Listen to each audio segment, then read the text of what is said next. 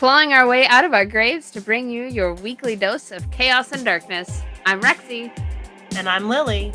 And this is the Morning Report.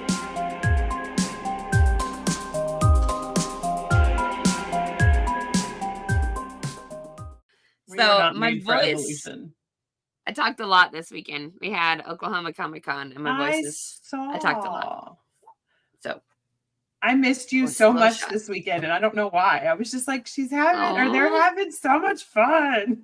And you should have been there. We miss you so bad. Stupid Steve. We miss you, stupid Steve. Anyway, so yeah, we're back for the first time in probably a month. What does this say? Looks like the last time we tried was like maybe July 22nd. Oh, Lord. Oops. Whoops. But we're back and we're here and we have all kinds of good stuff for you guys. We are... That's subjective.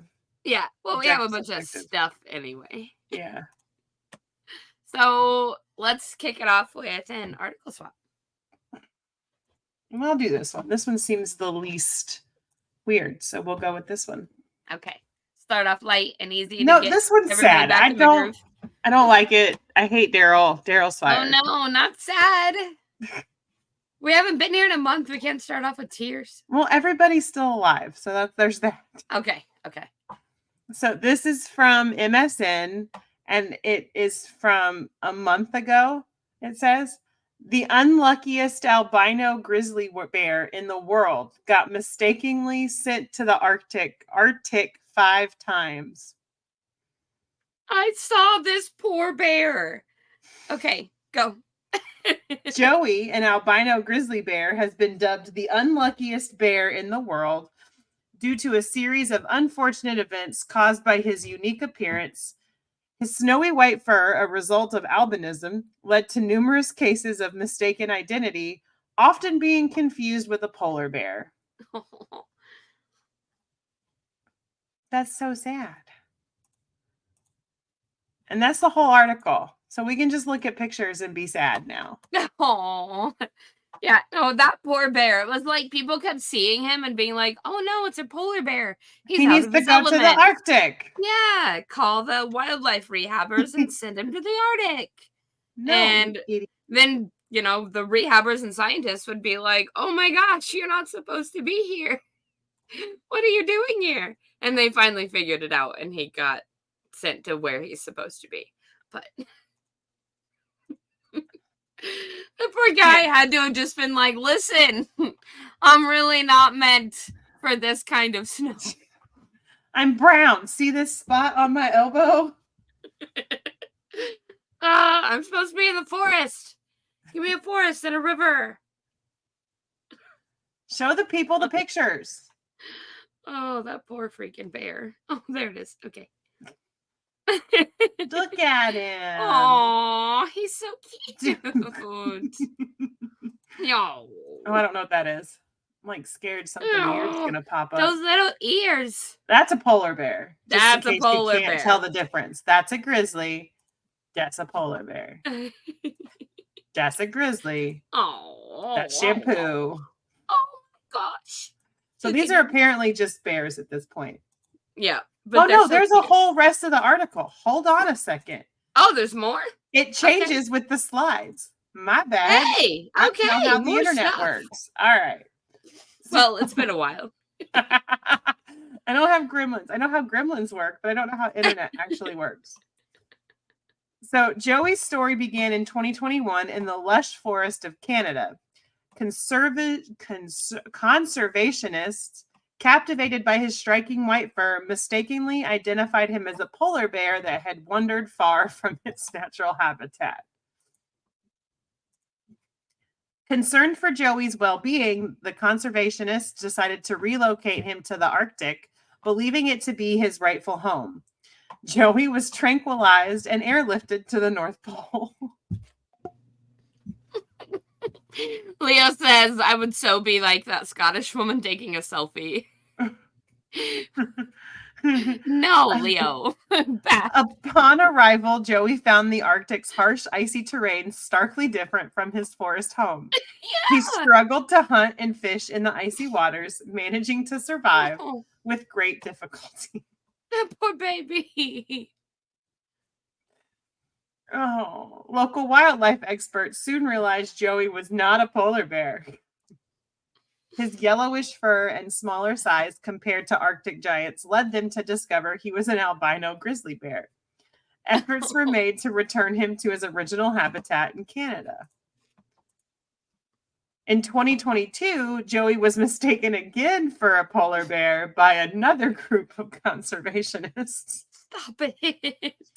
Found wandering near a small town in Alaska, Joey was tranquilized and sent back to the Arctic. Oh, no. This cycle continued over the next few years, with Joey being sent to the Arctic and back a total of 5 times. Each time he faced the same challenges of adapting to an unfamiliar environment. Joey's plight caught global attention in 2024, highlighting the need for better education and training for conservationists. His story underscored the importance of accurately identifying wildlife before taking action. Joey's story raised awareness about the unique challenges faced by albino animals and the importance of proper wildlife management. He became a symbol of resilience and the need for a greater understanding in wildlife treatment.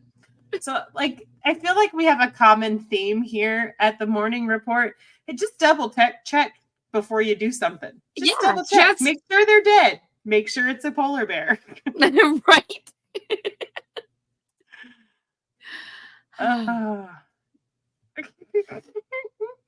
So Joey's experiences brought about positive changes in wildlife management practices.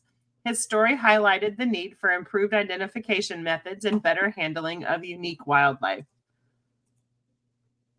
Well, that's good. And he's fine. Well, something good came out of it. He's earned his tiara. He's obviously a princess by now.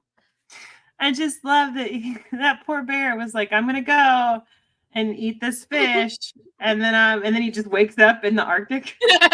And he's like, oh, what the fluff? Why is it so goddamn cold? Gosh darn cold. Sorry. Why are we back? Wait a minute. I thought that my little vacation was over. Why am I back? By the 5th time, he just wakes up and he's like, really, guys? I thought we were done with this. This is coming to us from the San Francisco Standard. And it was written by Tomoki Sheehan. That sounds like a Starbucks drink. No offense to this person, but I would try it. It sounds like what I would try. Yep. So I was thinking about not reading the headline, but the headline's too good. Nailed the guy.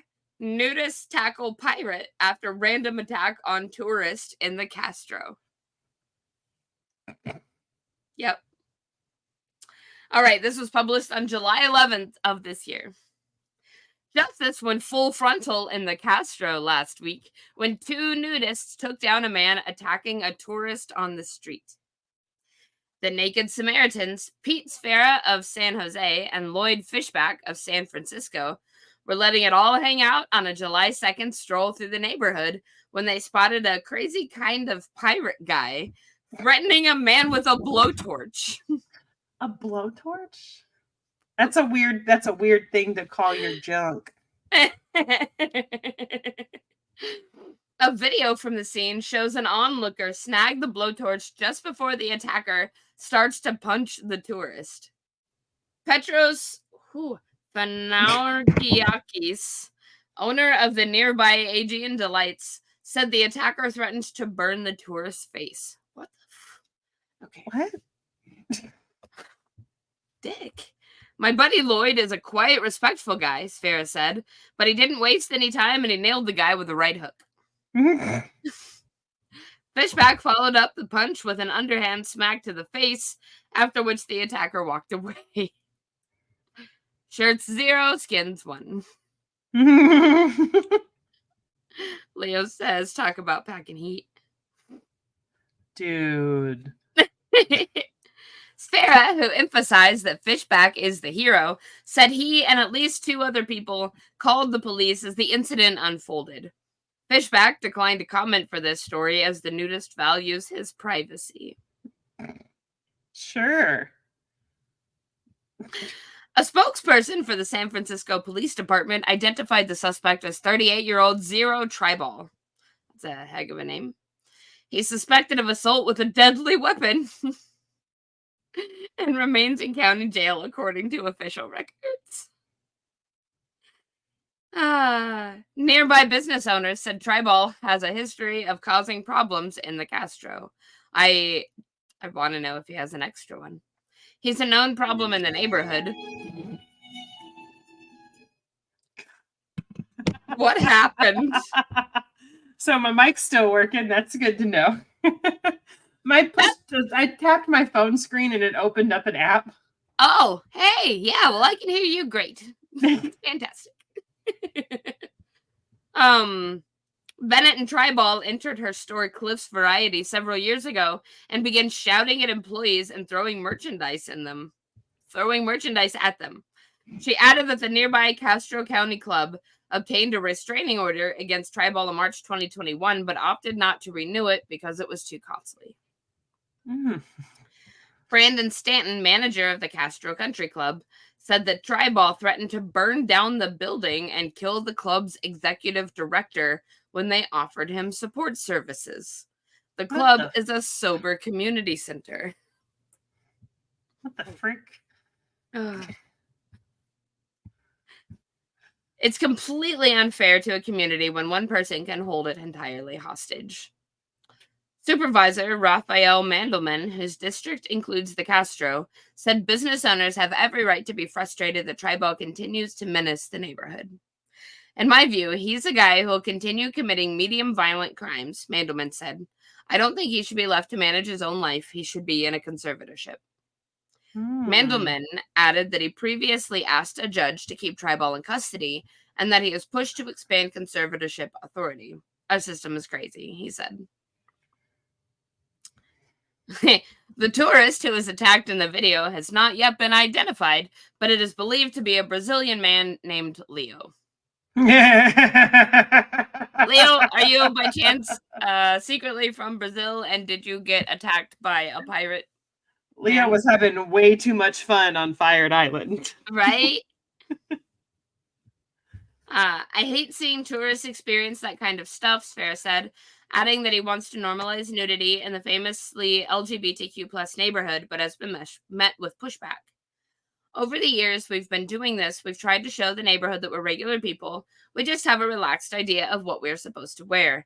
We just want to be seen as good contributing members of the community. Well, heck, if they keep going around like being vigilantes for tourists who are getting attacked by pirate men, I mean, they're going to be pretty loved before too long. Yeah. I would think. How do you live with yourself after you've gotten beaten up by a naked man? Right? Do you ever go attack anybody else with your blowtorch? Leo said I was attacking so many people with my blowtorch. Why is it the only thing I can think of is that scene from Monsters Inc.? Put that thing back where it came from. So help me. Put that thing back where it came from, or so help me. Oh, that is amazing. Oh, shoot. All right. What else you got for me, Lily? All right. This is from July of this year. And this is on Unilad. I did not hear about this until just now. Oh, okay. Which I don't know why. Strange green liquid oozes from airport ceiling and drenches terminals.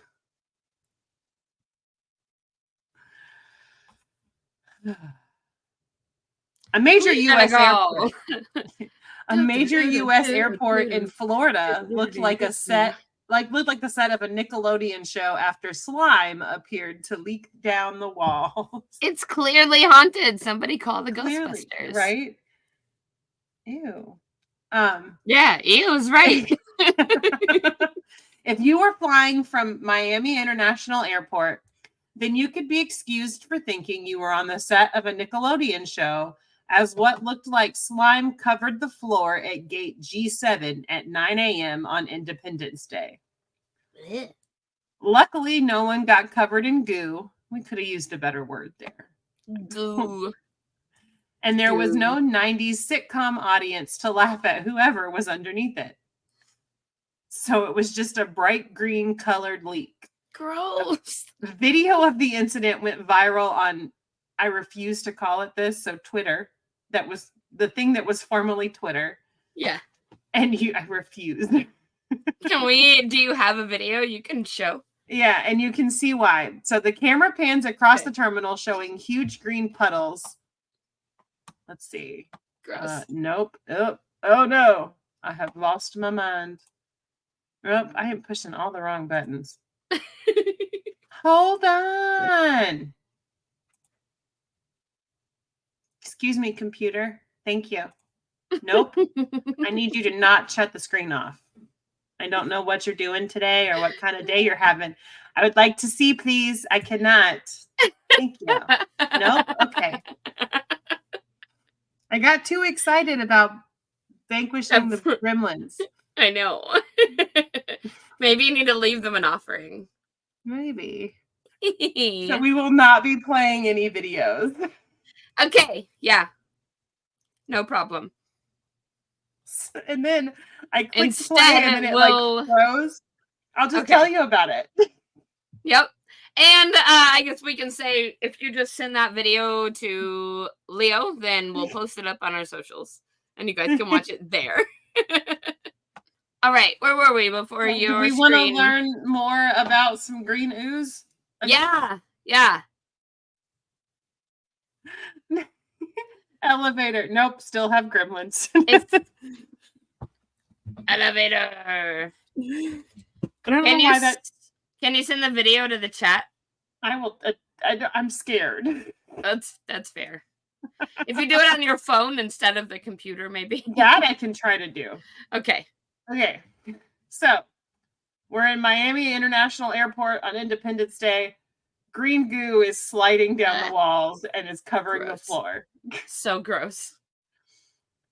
So in the video on what was used to be called Twitter, the camera pans across the terminal showing huge green puddles on the ground, as well as gushing drips from the ceiling. No.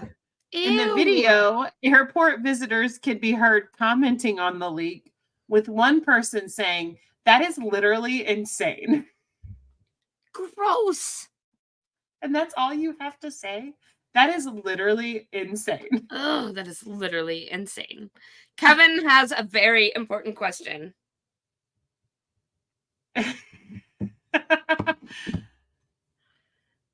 I may be out of your way. Kevin is asking Lily if he can kidnap her on the way back from Dragon Con for me. I may be out of your way. I don't know. You have to go north before you go west. And yeah. You gotta like make a little loop at the end of your journey. Leo says the writer needs to chill with the gushing drips. I agree. That's so gross. It's clearly haunted. Someone called the Ghostbusters. And it's so haunted, it's messing with Leo's sorry, not Leo's equipment, Lily's equipment. I mean, I know we look almost identical. But I like to think practically the same person. I like to think that I'm a little bit cuter than he is. You are so much cuter. Okay. So another customer can be heard saying, "Oh my God, look at the airport. What happened?" What happened? What happened? Yes, the voices needed to be done because that's what that was that cover. Oh my God, what happened? Oh my God. Look. However, despite its very bright color, the airport confirmed that it was not hazardous. Well, that's good. What was it? Hopefully, I'll find out. So Miami-Dade Aviation Department said in a statement to Unilad at approximately 9 a.m. on Thursday, July 4th, the Miami-Dade Aviation Department received reports of a broken pipe in Concourse G. Crews were immediately dispatched to investigate, and the cleanup was completed by 10:30. The liquid was water from the AC system with a green dye in it. So if there's ever a leak, it can be traced to its source. Oh, okay. Well, that's less gross. Is it? I mean, it's not a ghost. I mean, it's not a ghost. And you're right. It's not. I'm scared to do this, but we're going to Eh. try this one. Yeah. All right. Good Yeah. luck. Ugh. Hey, hey, hey, hey. Hey, hey, hey. This is just a video. This is just a picture. What? Oh my gosh. It's like toxic waste. Kevin says it's glycol. Oh. Gross. I Wow. forgot. And that's so much too. Glycol makes a lot of sense. Not water with a green dye in it. Kevin says, yep, been there. Oh no.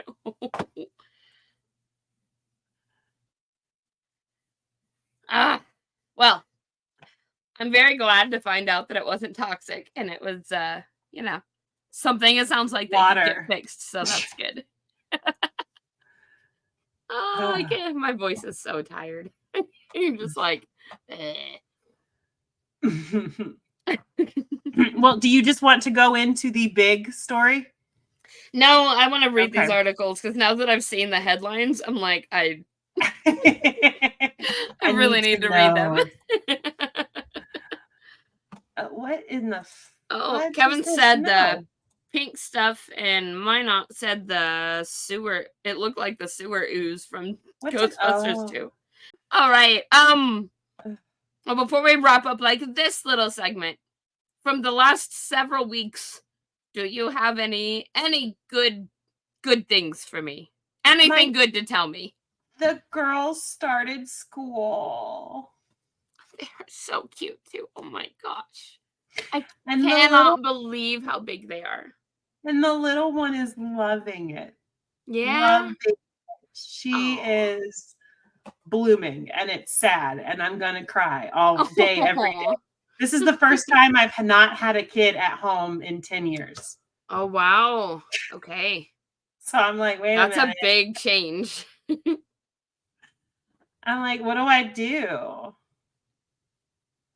I would like to have a baby, please, again. Somebody give me something. Oh, man. Aww. You got a kitty?